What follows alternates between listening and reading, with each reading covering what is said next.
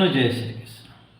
सज्जनों, दोहरा चरित्र या दोगलापन जानते हैं किसको कहते हैं? दोहरा चरित्र यानी हमें अपने लिए तो सब कुछ सही होना चाहिए, दूसरे के लिए बुरा हो रहा है या बुरा बोल रहे हैं, चलने दो, बस हमारा सही होना चाहिए, हमारे लिए सब कुछ होना चाहिए।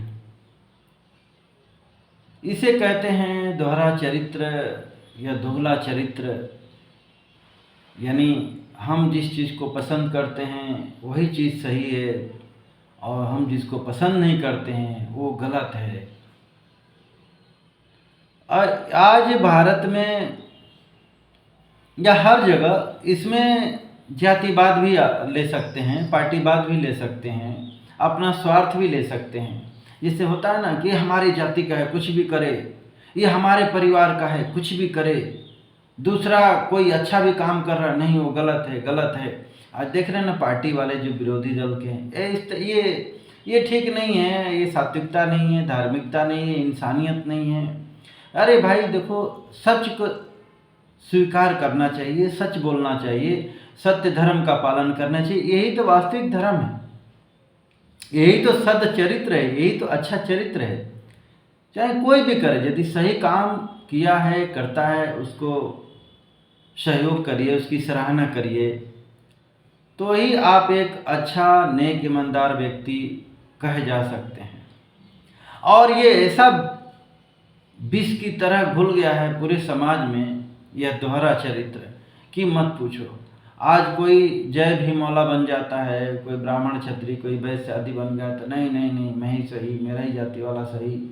कोई मुसलमान बन गया तो नहीं मैं ही सही, मैं जो करूं वही सही। इन्हीं सब कारणों से तो जैसे कौरव पांडव का देखते नहीं थे, वो दुर्योधन कुछ भी करे ना उसका कोई विरोध नहीं करना, तो क्या हो गया, महाभारत हो गया। आज भी देख रहे हैं मोदी सरकार इतना अच्छा काम करे, लेकिन नहीं, ये मोदी सरकार है, हमें इसका विरोध करना है। अच्छा भी काम करे, अच्छा काम कोई नहीं दे, ये मीडिया वाले भी इसमें बहुत सारे शामिल हैं। तो ये इस तरीके का जो माहौल होता है ना, दोहरा चरित्र, दुष्ट प्रवृत्ति का चरित्र, ये मानव समाज में दानवता फैलाता है, द्वेष फैलाता है, दंगा फसाद कराता है। और आज देख रहे हैं पूरे विश्व में इन्हीं सब चीज़ों का चल पड़ा हुआ है। चाहे कोई आतंकी विचारधारा को, नहीं मैं ही जो करूँ वही सही है, मैं तो ऐसा करूँगा वैसा करूँगा। इस पर यदि समाज या सरकार जो भी शासन में बैठे हुए लोग हैं कंट्रोल नहीं करेंगे, इसको ख़त्म नहीं करेंगे, तो ये बहुत बड़ा, जैसे महाभारत में हुआ ना, नहीं रोके दुर्योधन को तो क्या हुआ, अंत में युद्ध हुआ, कितने लोग मारे गए। फिर वही परिस्थिति भारत नहीं, पूरे भारत देश में तो लग रहा है कि हो गई, पूरे विश्व में भी ऐसे ही होने वाला है, युद्ध होने वाला है। युद्ध तो हमेशा विनाश लाता है। तो यदि आप लोग अपने घर परिवार में, देश समाज देखते ना, कोई नहीं हमारी पत्नी ही सही है, हमारा यही सही है, इस तरीके से करके हर घर परिवार इसकी चपेट में आ चुका है इस दोहरे चरित्र के।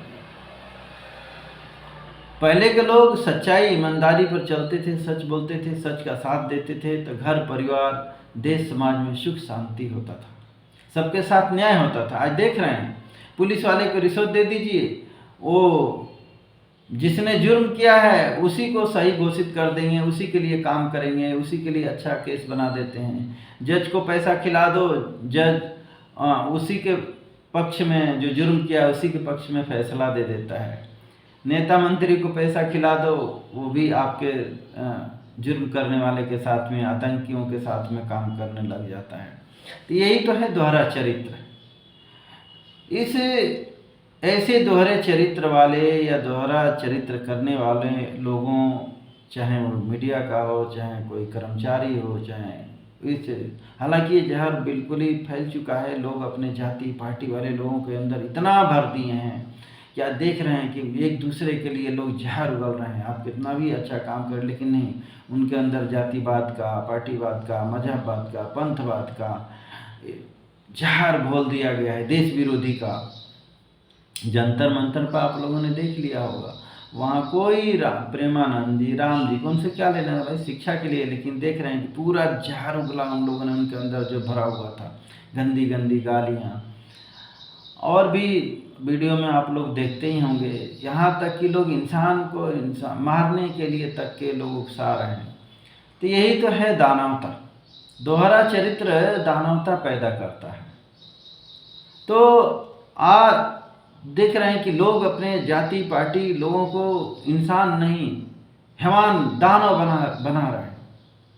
इसके लिए मैंने बार बार यही कह रहा हूँ, सरकार और समाज, इसमें पहली तो शिक्षा नीति होती है, अच्छी शिक्षा नीति होनी चाहिए जिसमें संस्कार हो, सनातन धर्म हो। केवल एक डिग्री दे देना, और ये जितने जातिवाद, मजहबवाद, पंथवाद करने वाले लोग हैं, इनको रोकना चाहिए, इनको ख़त्म करना चाहिए यदि आप अपने देश समाज में सुख शांति चाहते हैं।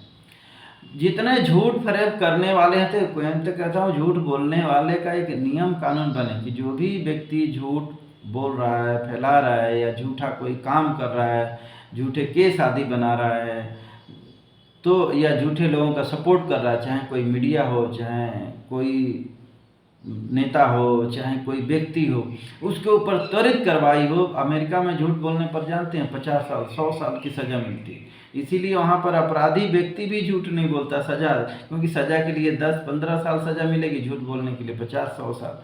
तो यही कारण होता है कि वहाँ लोग झूठ बोलते ही नहीं। लेकिन भारत में तो देख रहे हैं कि जो जितना झूठ बोले, ये देख लो दीपिके आया, इतना खुलेआम झूठ बोल रहे हैं, केजरीवाल कितना झूठ बोलना, ये ऐसे राहुल गांधी, ये सब कितने मतलब सरेआम झूठ बोलते हैं, ममता, और ऐसे लोगों को लोग नेता बना लिए हैं, सपोर्ट में खड़े कर लिए हैं।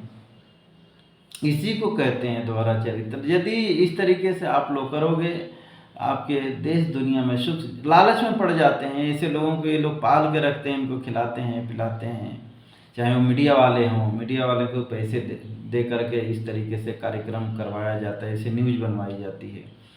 ऐसे देश नहीं चलता है ना, ऐसे देश में सुख शांति रह सकती है। कांग्रेस का शासन, लालू मुलायम का शासन, केजरीवाल का शासन, ममता का शासन, उधर देख रहे हैं कि केरल आदि किस तरीके से शासन चल रहा है, दोहरा चरित्र वाले जो चल रहा है, हिंदू डेंगू मलेरिया। अरे जो हिंदू सनातन धर्म एक चींटी को नहीं मारता है, हमेशा सत्य धर्म को डेंगू मलेरिया हो गया है। जो रात दिन झूठ फरेब मार काट हिंसा फैला रहे हैं, वो धार्मिक लोग हो गए हैं। तो ये सब चीज़ें हमें ख़त्म करना पड़ेगा यदि देश को बचाना है। देखिए, देश बचेगा तो आपका परिवार, समाज, सब कुछ बचेगा। देश ही ख़त्म हो जाएगा। पहले के देखते थे ना, जो मैं इसीलिए बार बार इस मुद्दे को उठाता हूँ, पहले हमारे राजाओं का पतन इसी कारण से हुआ था। अलग अलग जाति के राजा थे, आपस में एक दूसरे से जलन रखते थे, लड़ते थे, मरते थे। मुगल लोग आए, अच्छा वो खराब है, उनसे मिल करके ऐसे ऐसे पूरे राजाओं को मार काट डाला और पूरे भारत पर कब्जा करके 800 साल तक हिंदू लोगों को, माँ बहनों की इज्जत लूटी, उनको मारा काटा सताया। इसी तरीके से हम अंग्रेज आए, लोगों को जातियों में बांट करके और 200 साल तक अत्याचार के लिए लूटे। तो यही होता है, ये अपनी कमजोरियों को दूर करना पड़ेगा। नहीं करोगे, आज भी देख रहे हो अलग अलग जाति के नेता बन गए हैं, एक दूसरे के प्रति जहर घोल रहे हैं, आपस में लोग मटे हुए हैं एक दूसरे के। तो इससे क्या होगा, आप कमज़ोर होगे ना भाई। देखो ये जो 5 उंगली है, मैं तो ये कहता हूँ, देखो ऐसे में दिख रही है, छोटी बड़ी दिख रही है ना, ये देखो ये छोटी बड़ी, इनको काट के फेंक नहीं सकते हैं। और इन्हीं उंगलियों को, जैसे ब्राह्मण क्षत्रिय वैश्य, आप यदि एक हो जाओगे तो ये देखो बराबर, एकता ये बराबर, ये देख रहे हो ना, ये ऐसे ही अभी इतना किया तो बराबर हो गए, अभी ऐसे करोगे ना तो एकदम और बराबर हो जाओगे और मजबूत हो जाओगे। इसीलिए मैं ब्राह्मण क्षत्रिय वैश्य शूद्र, चलो ये ईश्वर ने बनाया नहीं है, ये वर्ण करने वाली चीज़ होती है। वर्ण मतलब होता है चुनना, मतलब हम अच्छा ज्ञान हासिल करके ब्राह्मण बन सकते हैं। इसका उदाहरण कबीर हुए, वाल्मीकि हुए, आपके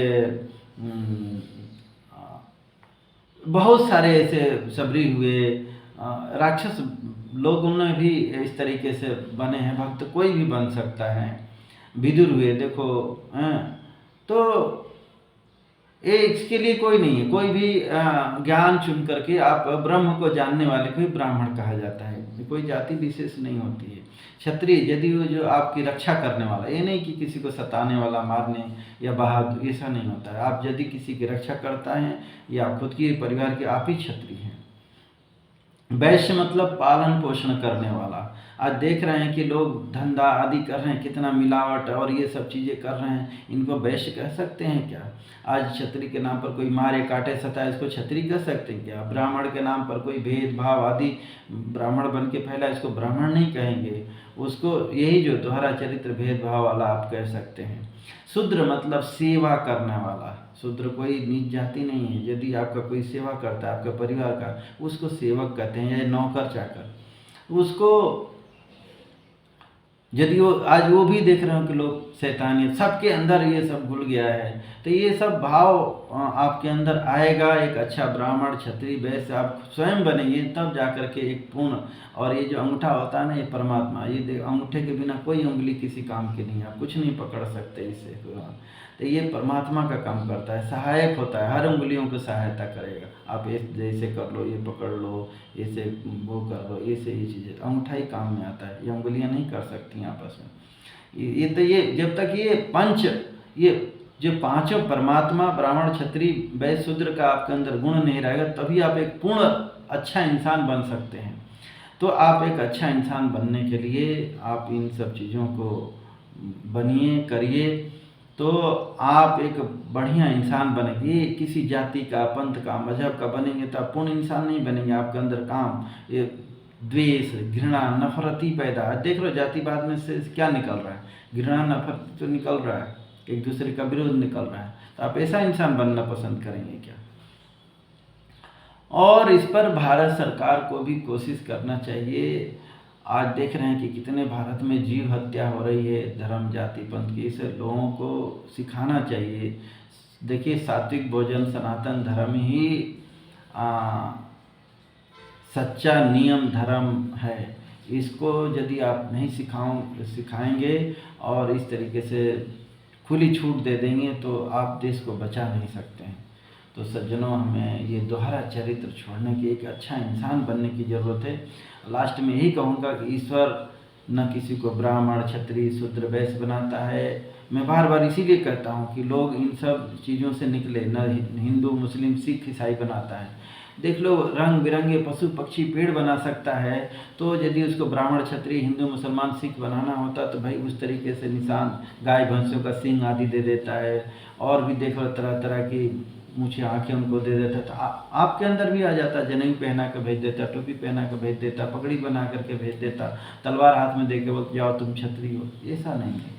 हम यहाँ पर बन गए हैं या बन जाते हैं, और बन करके हम क्या किए हैं इस पर हमें विचार करना चाहिए। हमें एक अच्छा इंसान बनना चाहिए। हम एक अच्छा देश का नागरिक, परिवार का नागरिक बनना चाहिए। तो ही आप सुख शांति से और प्रेम रह सकता है, एकता आ सकती है। एक दूसरे से घृणा, ये सब चीज़ें करके आप कभी एक नहीं हो सकते। एक होने के लिए बराबर का दर्जा, सम्मान देना बहुत जरूरी होता है। ये फ्री का चीज़ है, सम्मान देना क्या फ्री का, पैसा लगता है क्या? यदि तो इस पर आप लोग विचार करना, और अच्छा लगे तो लोगों में शेयर करना। जय श्री कृष्ण।